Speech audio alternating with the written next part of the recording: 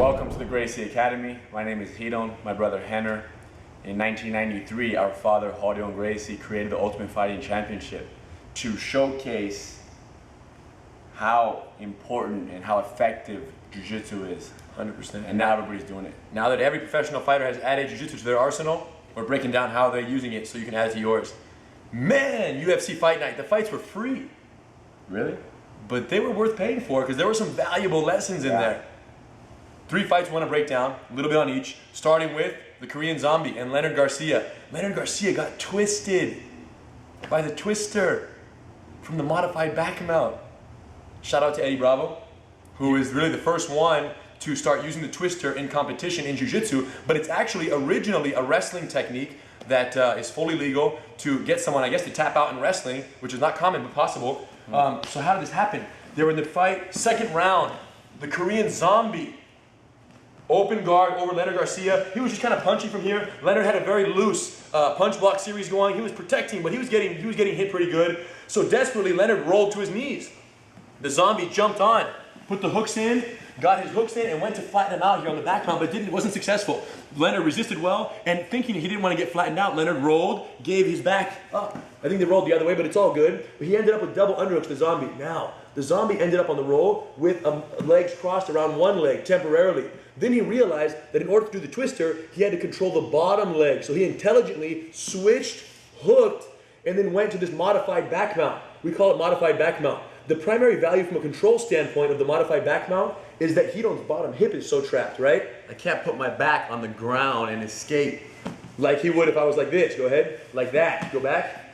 So this, by crossing my legs like this, his bottom hip is trapped. Now, he took it one step further. Rather than just crossing his feet on the bottom hip, he actually got really low, sucked him up, and triangled his legs and locked under the calf right here. So he established a lockdown on the bottom hip right here. Okay, very nice.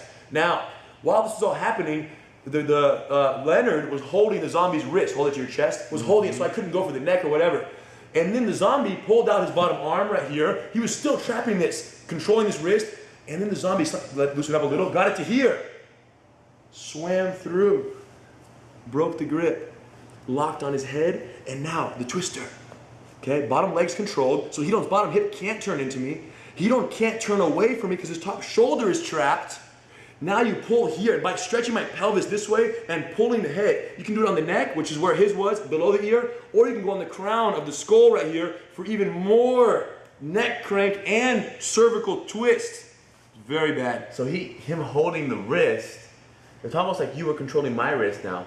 Right, now yes, use that. Traditionally when the twister is done, you end up here, they grab the wrist here with both hands and you hold it to your chest, okay, like this, and then you open it and you put your own head inside and you lock, okay? But because Leonard was holding this wrist right here of the Zombie, And he was afraid of the punches. Yeah, he was trying to control the glove right here. The Zombie opened it up and Leonard almost did it for him.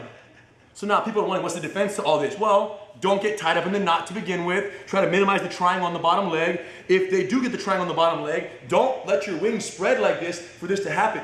But then the problem is if you defend your hands real tight right here, you can lift the legs right here and then go for a calf slicer right here, look. That's the problem. So you're never really fully safe from this modified back mount. It's very tricky. And what people will try to do is go to their knees right here, which is one possible escape, but it's not the end of the world. You're still gonna be tied up in a knot. Either way, key principles, control the bottom leg and get this hand behind and then catch it. Twist, very dangerous, very annoying. It's a very dangerous squeeze. You're twisting your spine. And if you don't tap soon enough, you might herniate a disc, break your back, who knows? That's a serious problem. What are you thinking right there? It's pretty bad, it's pretty bad. Back. Who knows, you twist your body one way, your hips, the shoulders the other way, it's pretty nasty. I've never been caught and I'm immune to it, so I don't know. 10-4, not that he doesn't immune to it, he just never even got put in that position by anyone. Correct. Because he's so aware of his defense, which is the right way. So the best defense of the twister is to master it, to know it well, and to defend against it. Fight number 2 was Amir Sadollah versus DeMarques Johnson. Standing, yes. Also, second round finish. Amir was getting beat up pretty badly in the first round. You know, DeMarques was hitting him good, takedowns, controlling, working the top, punching from the guard.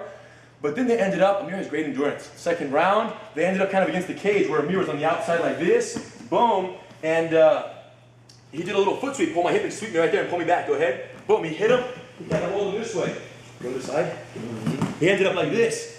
And then he mounted, step over, boom. No, knee down, knee drive through. Oh, full mount. And he trapped the foot right here. Go ahead. Feeds the wrist. Twisting arm control. He posted that back leg too, and then started smashing right here. Yes. Which is very good, because if this leg was down, then this knee becomes too light.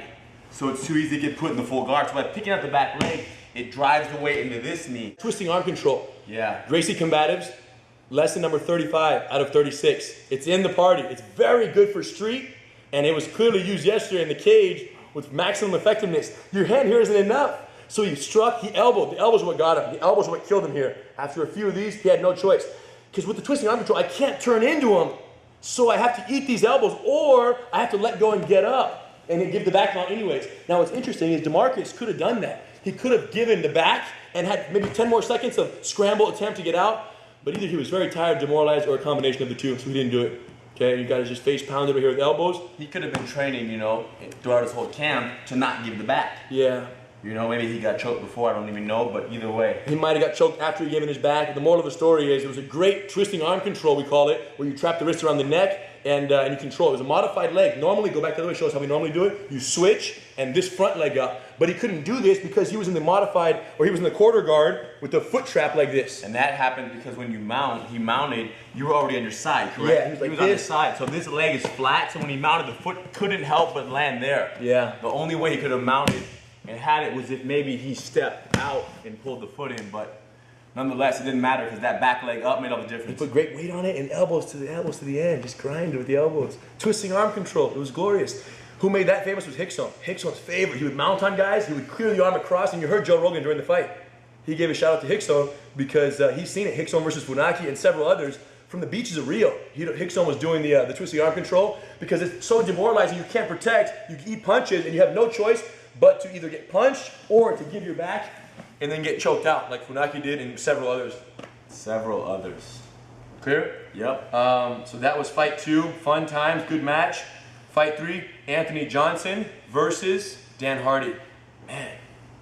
Dan Hardy is ridiculous. Dan Hardy's very resilient to the submission, very tough, doesn't want to tap no matter what. Of course, Anthony was a little too strong, a little too heavy for him. Dan was defending, good punch block series. You know, we saw Dan didn't take that much punishment. He was really like a really good job using the hands, stage 1, using the knees, protecting from the guard. A lot of times he would go for a kimura and he would get to here, he would get half a kimura locked, but Anthony was too slick. He would anchor the thigh, standard kimura procedure, defensive procedure, anchor the thigh, post the back leg, and prevent this arm from coming out. And because his hips are driving so much this way, I can't square up. What I would like to do, let me get it out, is pull the hand out, square my hips the other way, and now squeeze. But Anthony did a too good of a job keeping the hips trapped under so they couldn't square up and make the break. But the real talk was when Anthony got his back at the end. He got Dan's back, put the hooks in, they rolled to a boom, over, under, please, other way. Yes, they fell here, boom. He got a body triangle here for a little bit. And then as Dan started to slip and face him, Anthony Johnson started going for the remount technique. Gracie Combatives lesson number 4, remount. He got up, great remount from the back mount, and he went for the arm triangle because Dan's arm was here, which is a great transition, by the way, from the back mount. But it can only be done on the strong side. Side note, it can only be done off the strong side. Arm is on the bottom. So meaning if See how you escape to the side of the arm that's over your shoulder, which is the choking arm, underhook, overhook. is that way I kind of use this and kind of mold right into here. This wouldn't have worked if they were on the other side. Just side note, okay, weak side. So anyways, he done got it, he tripod cut the knee through, boom, the knee comes in, he's side mounted, and he went for the arm triangle. And he went to the bicep and put the hand behind his own head? Yes, he just kind of locked it up, but he felt, Dan did a good lock and persistence here, so he never actually closed it fully, and then he kind of gave up on the arms right there. This grip felt weak, so he slid to his hand. Yeah. Once he slid to his hand, Dan knew there was space, not as tight. He slipped his elbow out, and then he went to the headlock. Switched his hips. Done. Now this arm's already in position to block my punches. Give me this name for the hip arm lock. Yes. He grabbed it. He didn't even punch him yet. He just pinned it. He went straight to the wrist, pinned it, knee up high into the arm, caught the wrist right here. Triangle. Now, this is an modified Americana arm lock. He has a headlock. His legs have the bend on my arm. He pulls, lock your hands here. As he stretches his shoulders back, his hips go up and break the shoulder. Now the commentators thought it was a neck crank, the way he was pulling his head up. But Johnson wasn't going for a neck crank. Yeah, this is very natural, you know. I'm okay. Johnson was trying to break his shoulder, but at Dan Hardy doesn't tap, the son of a gun. So as he was stretching right here, stretching me out, his glove slipped out. But it's a very devastating lock that that had the glove been a little deeper and Johnson stretched his legs a little further, no question, he would have popped something for sure. But you know, he resisted. Dan Hardy slipped out, and then we end up in this headlock situation. Now, headlocks normally are not used by, you know, by more technical fighters, but they ended up like that because of the failed arm triangle. But the moral of the story is this: headlocks are very street, they're very real, and it was cool last night to see a real headlock in the fight because that's something that anybody watching the fight could get caught in. And what Dan did immediately was got for the modified arm control, okay? Gracie Combatives, lesson number 22, headlock escape number 2, punch block variation. Secure the wrist, hook the thigh, and climb up. Dan tried to hook the leg, but put your leg a little straighter, out, and a little in. But he was doing like, it was like the hook was kind of limited because his knee was hitting Johnson's back. If instead, watch the knee. And you know Dan Hardy has that ability. Open the knee. You know, if anybody's legs can make that reach, it's his. Open the knee and throw the foot.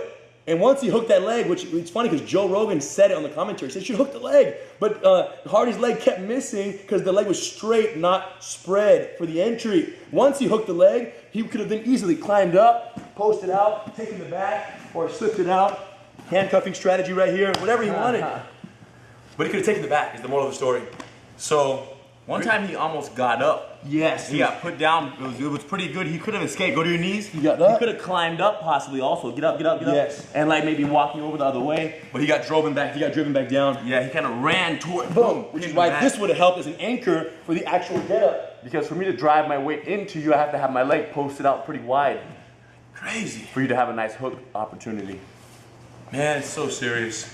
So moral of the story, Dan Hardy is still super resilient. He fought a big guy, a very tough opponent, and great control from Johnson and great submission attempts. That was nice, very impressive, that shoulder lock that most people didn't recognize, but it was there. You feed it, you drive the hips, you pull the head. Americana, modified from the headlock situation. Great chain of attacks there by Johnson. You guys, thanks for watching, but we have a gift for you today, okay, that we want to give away, and that is our dad. Hi guys. our dad. Listen, you've been all the time, you guys refer to the Combatives Class 1, 2, 3, 4, 5. True that, Perfect true time that. for us to give you a present, which is a DVD collection with all the techniques in there. Believe it or not, there are some people out there who still don't own Gracie Combatives. What? Yeah. Here's the deal. Half the world thinks that it's a little bit like, You can't learn from DVD. yeah, they're not that good, you know. This is ridiculous, but It's funny, Gracie Combatives, what's fascinating is this is our white to blue belt curriculum. Perfect these 36 techniques. These are the core techniques every beginner learns here at the Academy. They're the most street applicable, 80 years proven in the real fights. As you can see with the demonstrations we're doing here, these are the ones everyone has to learn up front. It's fascinating because everyone who has the DVDs, Gracie Combatives, loves them, and everyone who doesn't have them hates them. They think they're like, oh, they talk trash about them, they spread bad, whatever. They don't even know, have no idea. But the people who've seen them understand the amount of detail that went into them.